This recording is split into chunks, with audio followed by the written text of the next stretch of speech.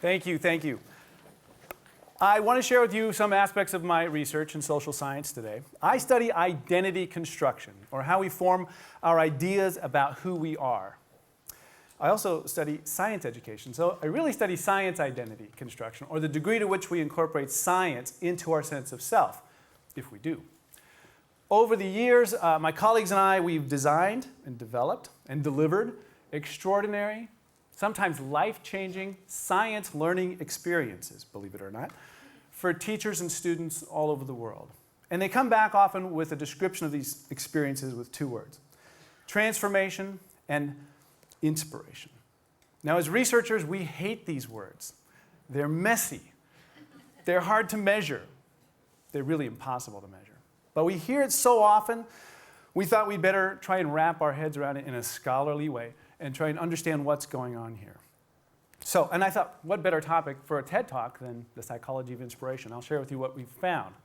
But first, I need to start off with a clarification. We're not talking about inspiration the way we usually use it in everyday language, which is as a substitute for motivation, right? I was inspired to try that bacon double cheeseburger I saw on TV the other day. Or I was inspired to go to the gym shortly thereafter.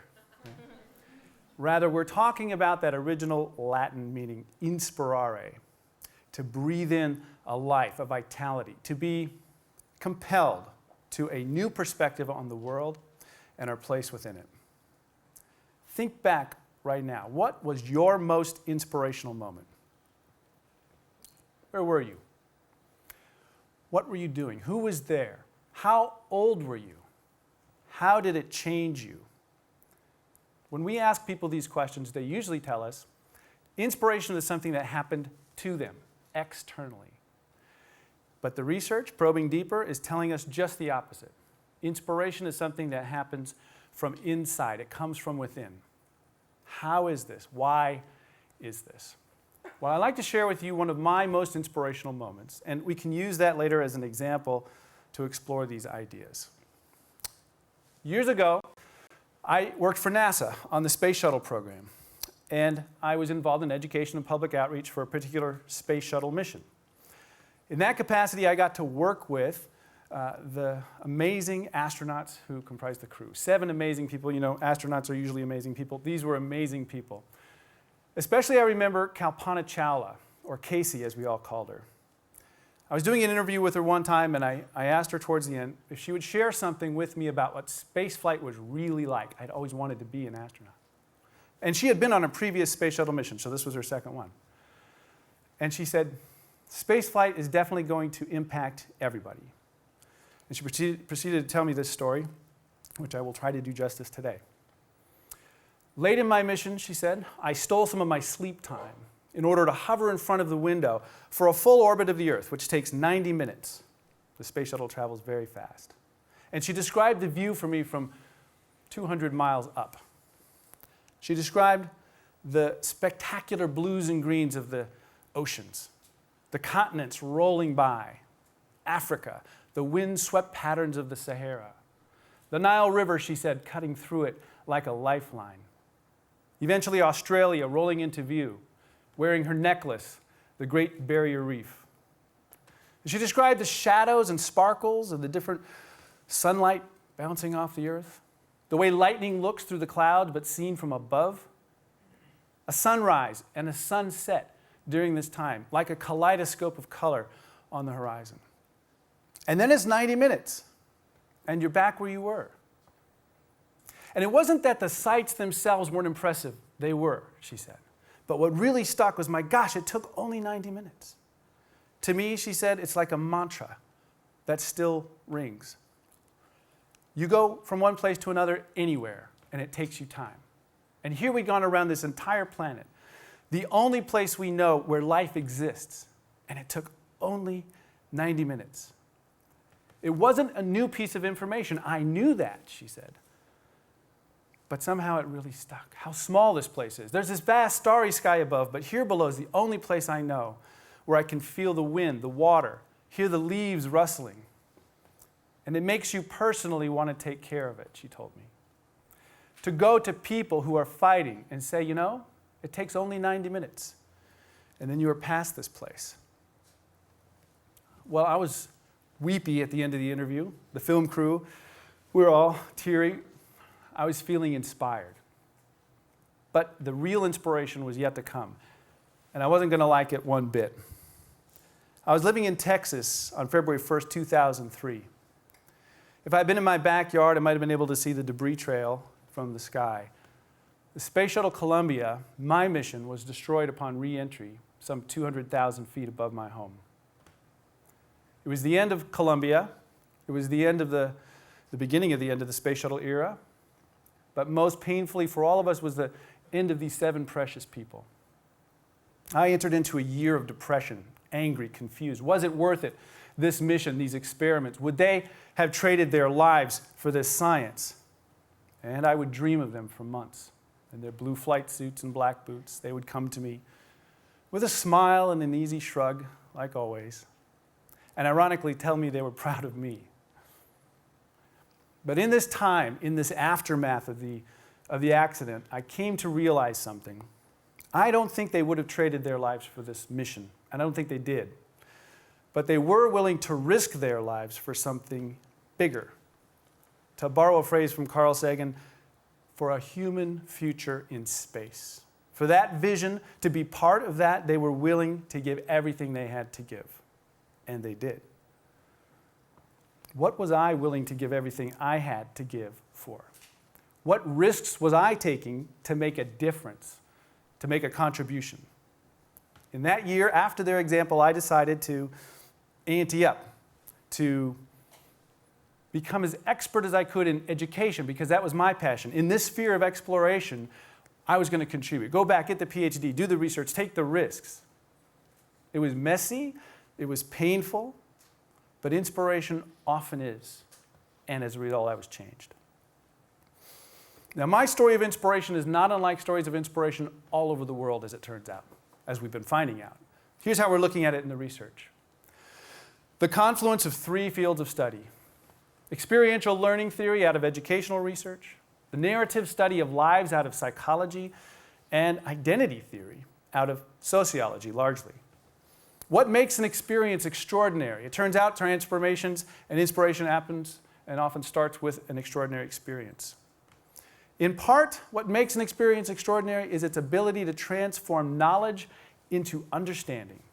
Like Casey, understanding what 90 minutes really meant. Also, extraordinary experiences give us the opportunities to take risks.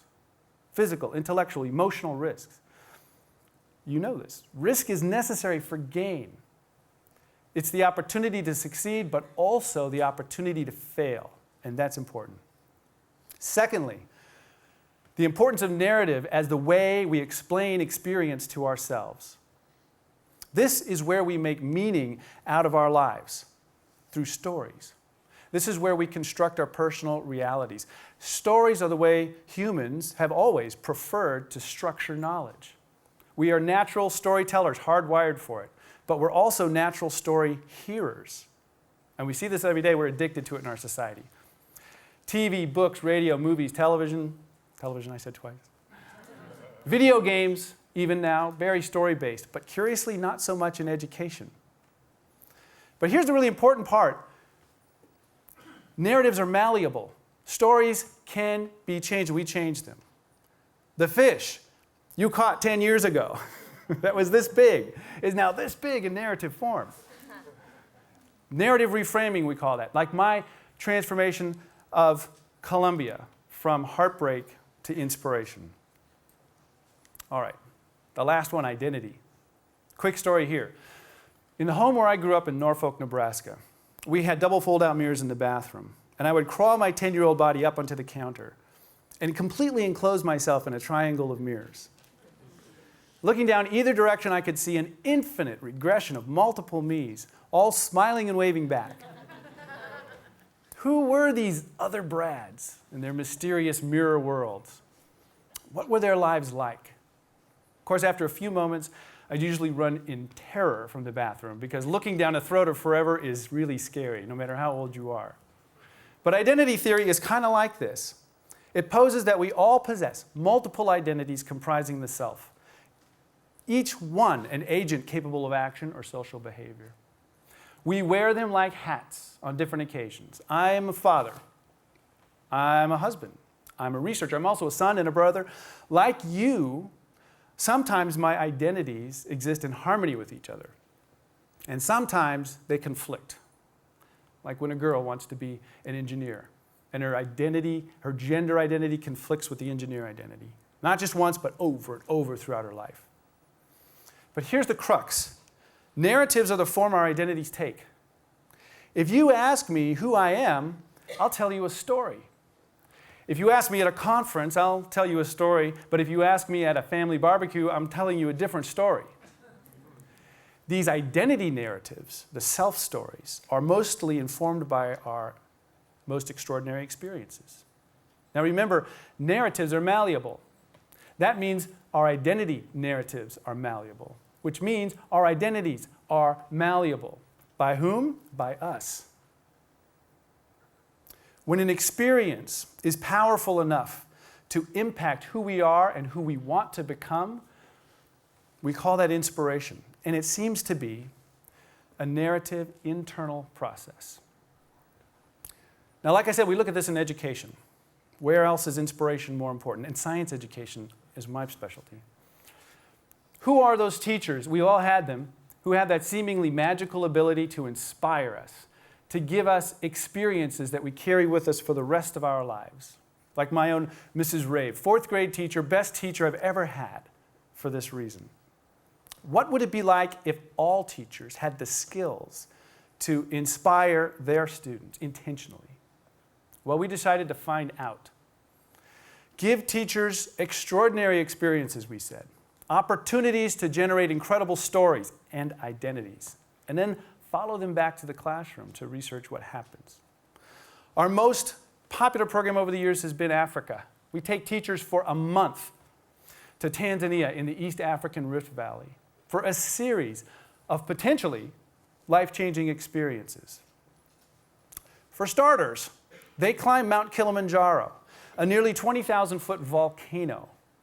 Now remember, they're teachers, not climbers, and they prepare for over a year for the altitude and the risks, physical, emotional, intellectual risks that they take. They also get up-close encounters of the first kind with the Serengeti and other national parks, biodiversity, predator-prey relationships, symbiosis. Right there, the whole works. But most powerfully of all, and most durably as we found out, these teachers, they teach in African schools. They visit AIDS orphanages where the kids have lost their parents to AIDS. And many of them, the kids themselves, up to 30%, have HIV themselves. What do these kinds of experiences do to a teacher? How does it change who they are? How does it change who their students think they are? And how they teach and their student outcomes? I'd like you to meet Mr. John Balser. John came with us to Africa in 2009. Towards the end of the trip, John said to me, we're walking down the trail, "Hey, Brad, this is great. The science teacher is awesome. They're going to bring this back to the classroom. Wonderful. But what am I supposed to do with this? I'm a music teacher from Omaha. How am I supposed to bring this back?" And by the way, Africa was great, but if you asked me to go again, I'd have to decline. Been there, done that. Fast forward in time 3 months, I get a phone call. "Brad, come to Omaha. Bring a camera. I got something to show you." So I did. And I was blown away. John had created an original musical production for his elementary school choir about his experiences in Africa. Not only that, but for the lyrics of his original songs and the performance script he wrote, he pulled from the journal entries of the teachers who went to Africa with him. So the kids on stage played the roles of teachers who went to Africa, complete with all the physical, intellectual, emotional challenges. They saw Africa through teacher eyes. Not only that, John had them do science reports as part of their musical rehearsal to enrich the meaning of the experience, just like it was for him. They performed it on one magical night in front of a crowd about like this, 300. It was amazing.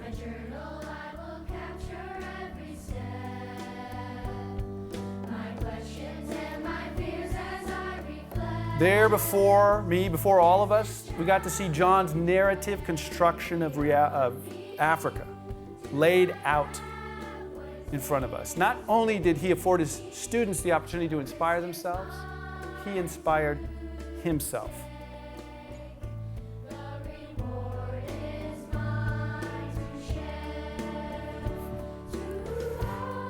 At the end of the performance, John came up to me and he said, "Brad, if you asked me to go to Africa now, I'd say yes in a heartbeat." What do we learn from John? What do these teachers teach us? And many, many other inspirational teacher stories since then, is that the extraordinariness of an experience doesn't just reside in the destination or the itinerary. You don't have to go to Africa to be inspired or go around the world in 90 minutes, although those things are pretty cool. But the extraordinariness relies on the identity of the experiencer, you, and the narrative you construct as much as anything else. What would science education look like if it were viewed as this form of identity building rather than just content delivery or skills acquisition? It would be experiential, first person. Narrative and storytelling would be centerpieces, not afterthoughts. And the identity of learners related to what's learned would be used by teachers to inspire individuals. But for the rest of us, in or out of school, what does this all mean? I think it means this. You don't have to be tomorrow who you are today. In fact, you can't be. But understanding how inspiration works, that it's an internal narrative process. You can take your ordinary experiences and ordinary lives and transform them into the extraordinary. Thank you.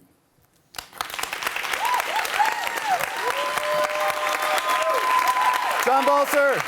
John Balser. John Balser, everybody. Thank you. Thank you.